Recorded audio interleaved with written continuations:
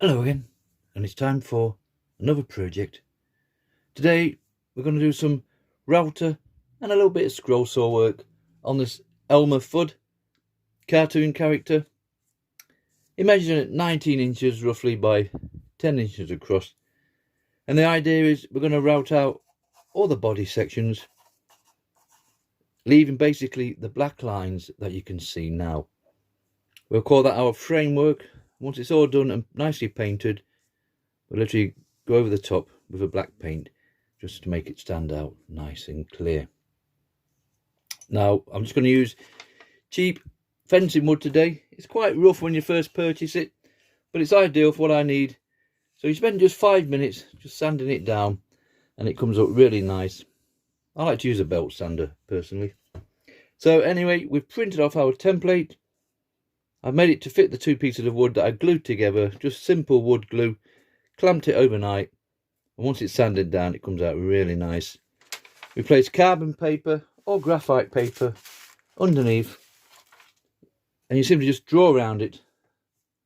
The only thing with these kind of projects is obviously you're basically drawing around it twice, because we're going to do the outer line and then we're coming to the inner line, and you basically do that around the old piece. There is other ways of transferring images, a little bit more work involved. Everybody has their own method. I've seen videos where people have just routed straight over the top of the template when they've stuck the paper straight to the wood and routed over the top. I did try it the once and I certainly won't try it again. With this method of tracing and carbon paper, you could use that template over and over again. So there he is. We've got him on the wood, all nicely ready. You can see how smooth that wood is now. Come out really nice. What I like to do is shade in the areas that we're going to remove. You'll go away, come back and start removing sections, and then you realise you've messed up. So take a 2 or 3 minutes, just go around and shade in the areas that we want to remove. There's a couple of pieces here, like that section there. We'll cut that out with a scroll saw, and there's a little bit up in the out there and just get it, 2 little loops here, and then we'll cut it all out nicely on a scroll saw. But the rest that we see that's shaded in will be routed out. Now for that, as always for me, I like to use these little CNC bits. They come in 10, 15, 20 degrees, and there's different ones and all. Now they do have a small shaft on them, a 3.175.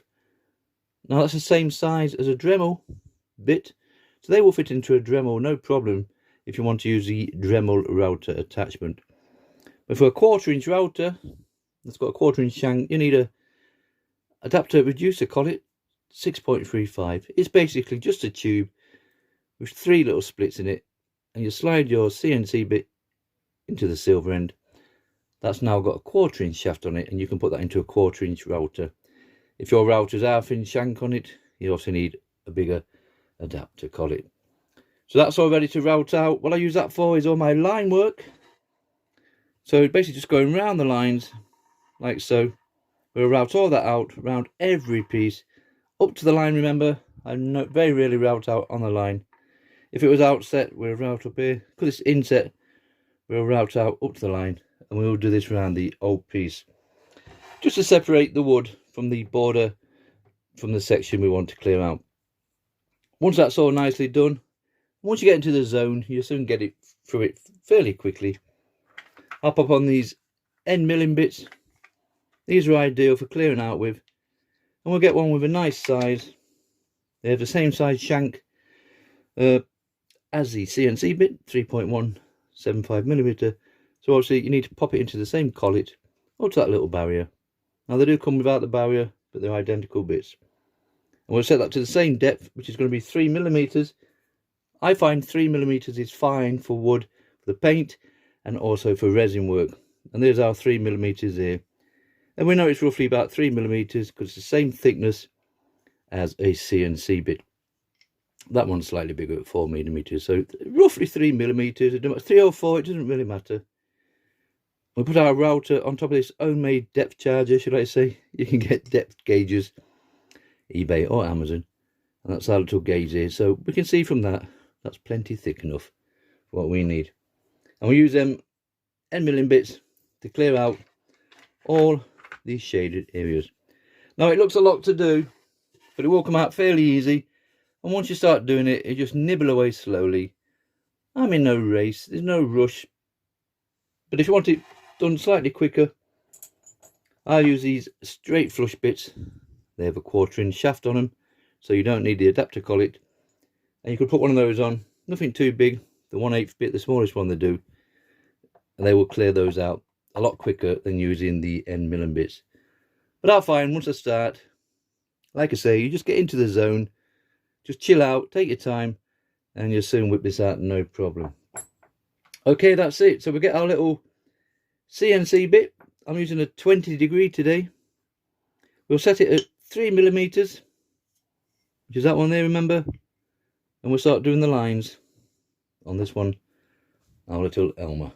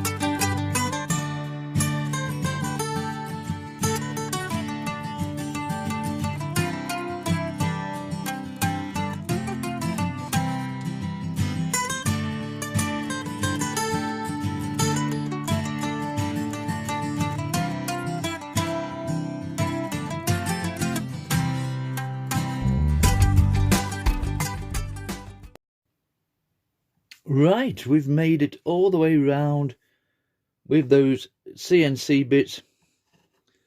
So far so good.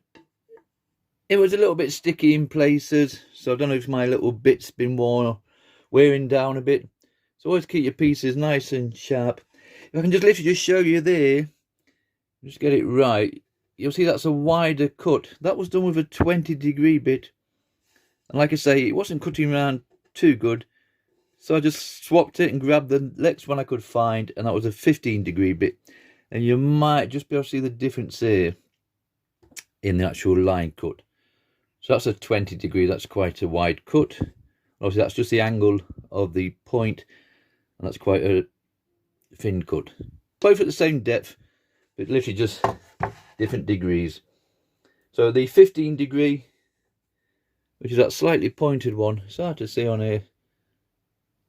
And that's a 20, that one there at the bottom, and that's a 15. And you can literally just see the difference in angles.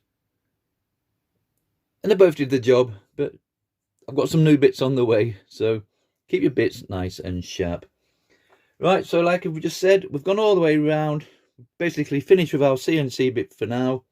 We'll use that on another project, and we're simply going to pop in one of these nice end milling bits. That literally just slots into the same adapter collet as before. You set it to the same depth. You notice I cleared one out there. That was my depth, so I will set this router bit to that depth, and basically we're going to clear out all the what's left of the shaded areas. Now, there's a fair bit to go out. Another option for these is you can basically just remove all the lines and leave all these body sections slightly raised up by 3mm, and then paint them as a separate. I've done that on previous projects. I just prefer to remove all these sections here. It takes a while, but just take your time and enjoy it. We will start off with the end milling bits. Got a nice small one that we know it's going to fit into these tighter areas around here. If it's coming out a little bit too slow, which I don't think it will do with those, they are nice bits. We always have our straight flush bits. They've got a 1/4 inch shaft on them, so they go straight into your router without the adapter. They will whip this out, no problem whatsoever. However, they are more aggressive, so be warned on any of your projects, if you're thinking of going around here and you catch that, that will break that off, no problem whatsoever. So just bear that in mind. Okay, we'll pop this back into the router and start clearing this one out.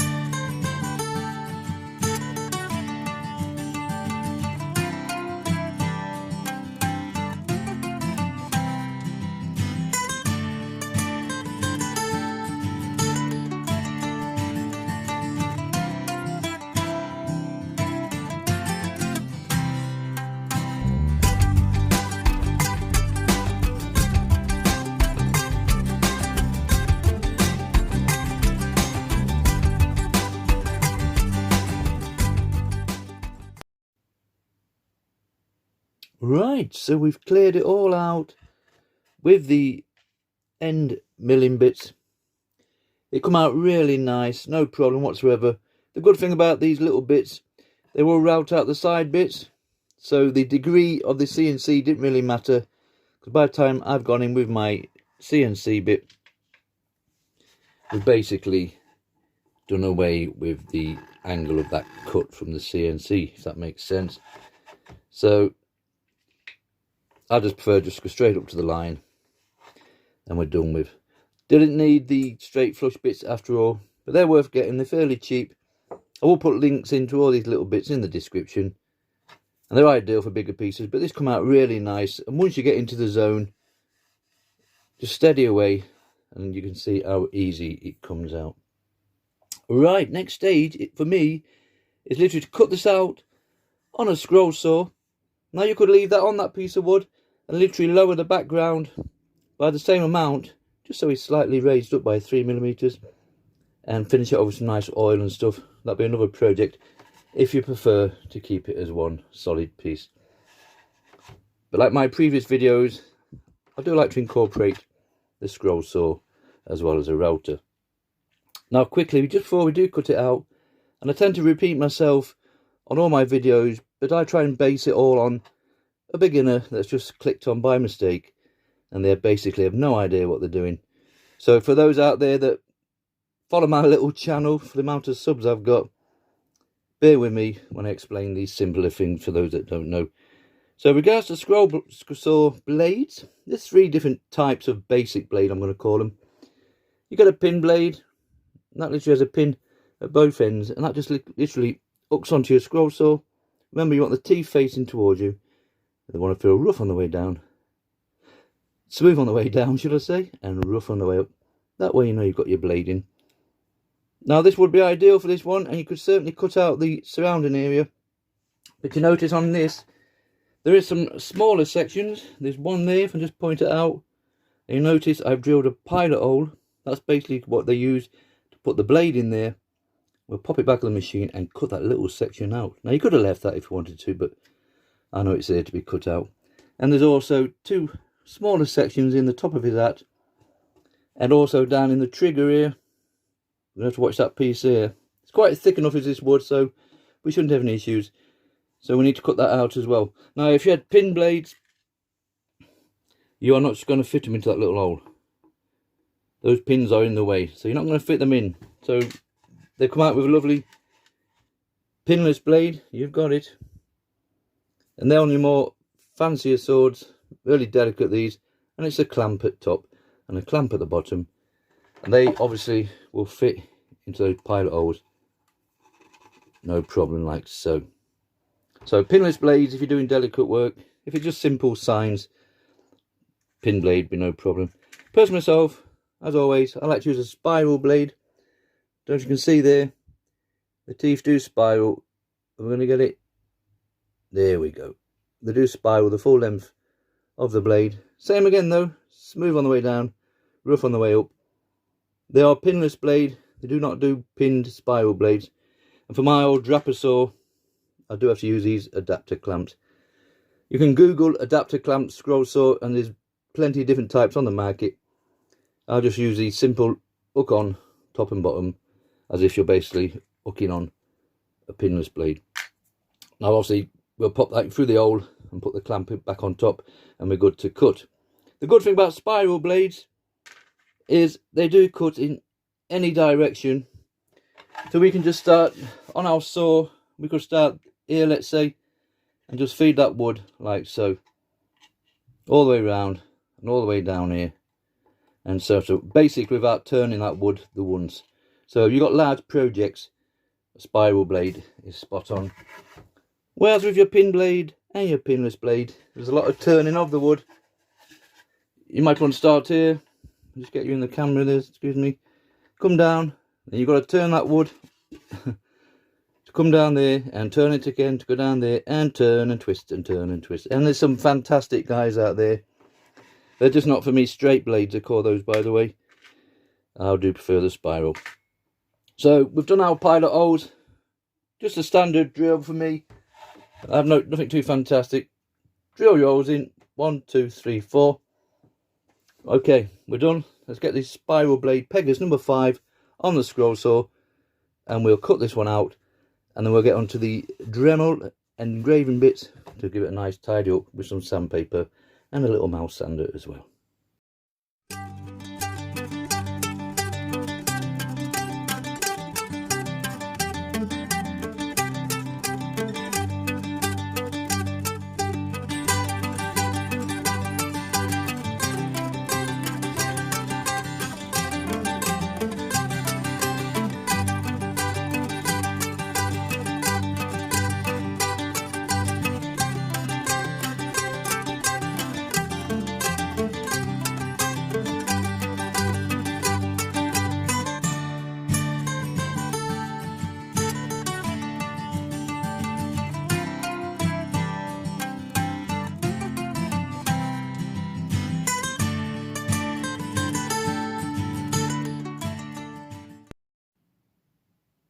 Right, we've made it all the way round with the Pegasus number 5 spiral blade.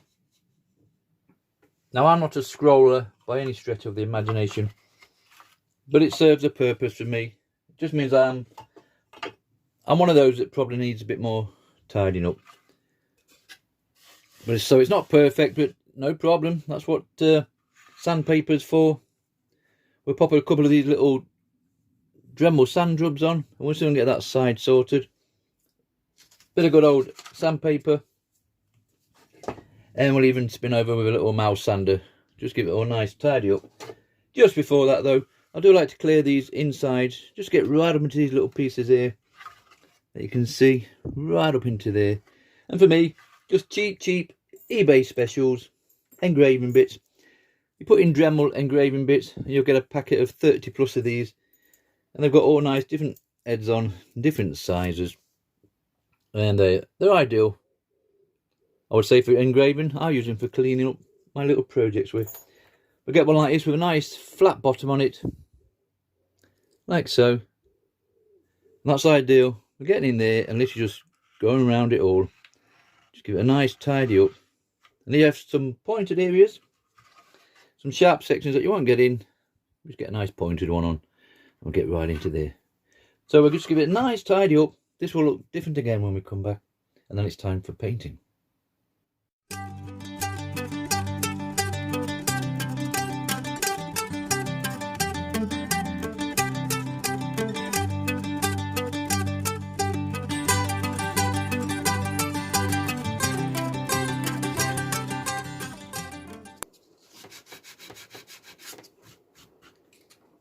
Right, that's enough sanding and general tidying up for me. Those engraving bits I got in there nicely. I don't know if you can see from there. Cleared all them out. Nice mouse sander to skim over the front and the back. Just make it nice and smooth. And then we use sandpaper. And I've slightly rounded these edges off all the way round. And we've done those side bits, so no nasty markings from the spiral blade. So that's it for now for the work side of things. Next stage is to paint it. We'll go and find some cheap acrylic paints. I watered mine down slightly so it soaks in with the first one. And then we'll go over it all again. And then spray a bit of nice gloss varnish on it. And this little project will be finished. Let's go and find some acrylic paints.